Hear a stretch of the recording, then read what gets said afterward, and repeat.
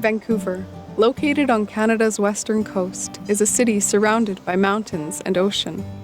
Vancouver tops the charts for livability, but is not a place that is often associated with style and design.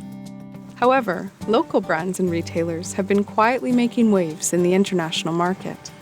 Vancouver's Old Garment District is tucked away in a quickly changing industrial area and has long been home to designers and manufacturers. And leading the pack is local design house Wings and Horns, whose retail space is connected to its design studio. Vancouver is a beautiful city, so I've been to a lot of cities, and I always even tell people it's like one of the destinations that you have to go in your lifetime. Included is like Tokyo, New York, but it's something about it, like with the ocean and the mountains.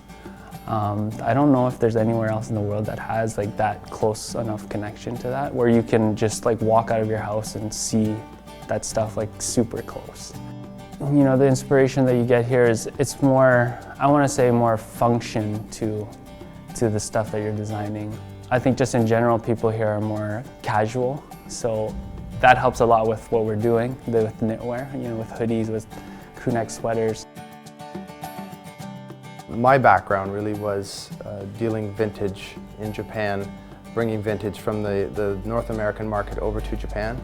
And there came to a point where vintage was no longer readily available for me to bring into the market. So I started to look to replicate fabrics. And I also realized at that time that the fabric was such a key component of the quality of a garment. With their factory around the corner, Wings and Horns has the luxury of being intimately connected to the process of manufacturing each garment.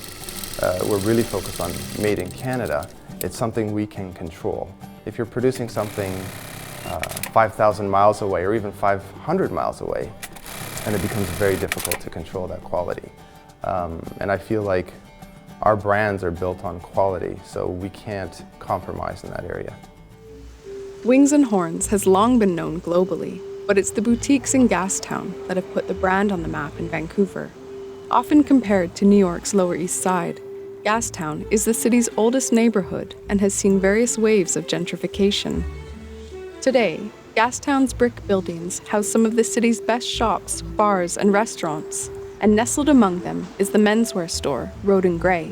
Gastown's a great place to be because architecturally, it has some very interesting buildings. There's some developers that have come in here and built a lot of great retail and residential spaces. And B, it certainly has an edgier vibe than most of Vancouver, and I think sort of that fits with the aesthetic of what we're trying to do in terms of the clothing and in terms of the interior of the store.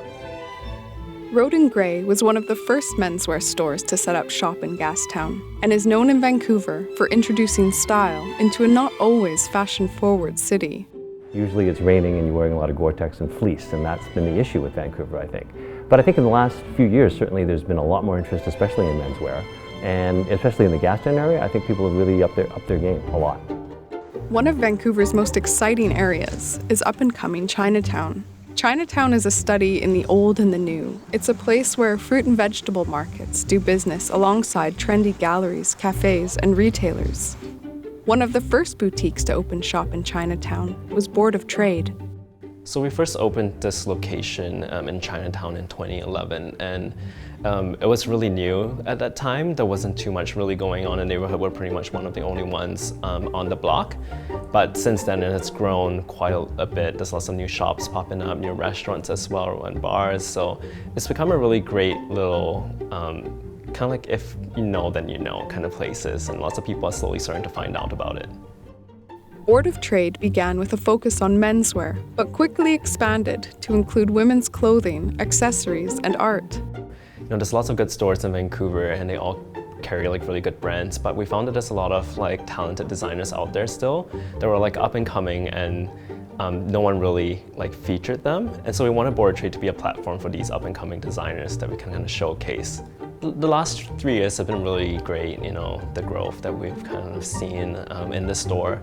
And we hope that these brands can continue to grow as we grow the store as well, and we kind of all grow together.